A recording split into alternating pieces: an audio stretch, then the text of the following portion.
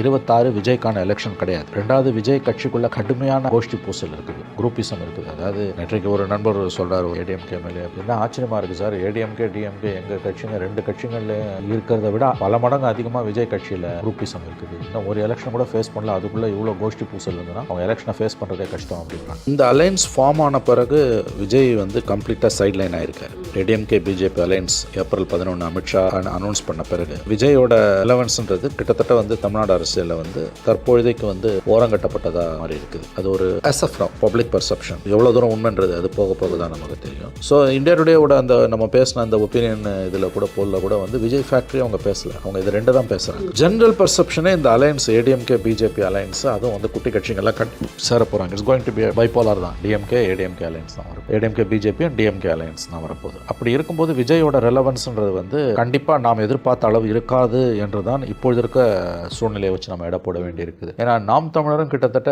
BJP ADMK alliance நோக்கி நகர்றாங்களோன்ற ஒரு சந்தேகம் இருக்கு. இல்லைனாலும் அவங்களும் இந்த மெகா அலையன்ஸ் முன்னால இன்னும் மார்ஜினல் பிளேயராக போய் நிற்பாங்க. அதில் விஜய் ஃபேக்டர் வந்த பிறகு நாம் தமிழர்லேருந்து கிட்டத்தட்ட ஒரு 3 to 3.5% ஓட்ஸ் விஜய்க்கு போயிருக்குன்றது தான் உண்மை. தி பிக்கஸ்ட் லூசர் வந்து நாம் தமிழர் தான் விஜய் வந்த பிறகு. ஒரு 4 கார்னர் ஃபைட் அதிகபட்சம் சீமான் அந்த பக்கம் போனார்னா it will be 3 corner fight. அப்படி 3 கார்னரோ 4 கார்னரோ லெட் அஸ் பி 4 கார்னரே வச்சுப்போம். ஏன்னா சீமான் உறுதியாக நான் பிஜேபியோட போக மாட்டேன்றாரு. இந்த ரெண்டு பார்ட்டிஸுக்கும் ஏடிஎம்கே பிஜேபி அலையன்ஸ் வரத்துக்கு முன்னால் இருந்த ரெலவன்ஸ் இப்போ கணிசமாக குறைஞ்சிருக்கு. அதில் வந்து சீமான் வந்து நம்பர் 4 தள்ளப்பட்டிருக்காரு. விஜயோட ரெலவன்ஸும் கணிசமாக குறைஞ்சிருக்கு. நீங்கள் எப்பயுமே வார வின் பண்ணுறதுக்கு முன்னால் பெர்செப்ஷன் வார வின் பண்ணணும். ஆக்சுவல் வார வின் பண்ணுறதுக்கு முன்னால் you have to win the perception வரணும். அப்படி பார்த்தா வந்து இந்த பெர்செப்ஷனில் இது ADMK BJP alliance tough fight கொடுக்க போகுது டிஎம்கேக்கு. டிஎம்கே வந்து இந்த 4 முனை போட்டியில் ஜெயிச்சிடும்னு இருக்கக்கூடிய இன்னொரு பெர்செப்ஷன். இந்த ரெண்டு பெர்செப்ஷன் மத்தியில் இவங்க ரெண்டு பேரும் டிவிகேவும் என்டிகேவும் காணாமல் போகிறாங்க. இதுதான் உண்மை. என்னை பொறுத்த வரைக்கும் 26 விஜய்க்கான எலெக்ஷன் கிடையாது. ரெண்டாவது விஜய் கட்சிக்குள்ள கடுமையான கோஷ்டி பூசல் இருக்குது, குரூப்பிசம் இருக்குது. அதாவது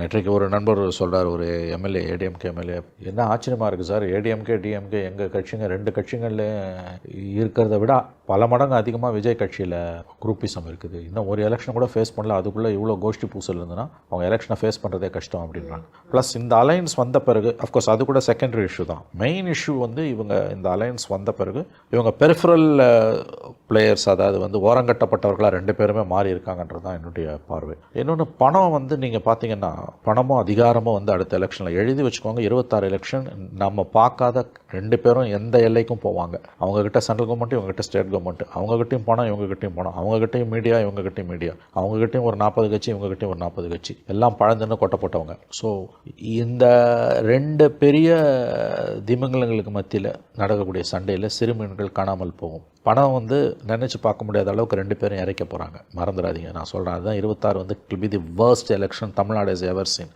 மார்க் மை வேர்ட்ஸ், எழுதி வச்சுக்கோங்க.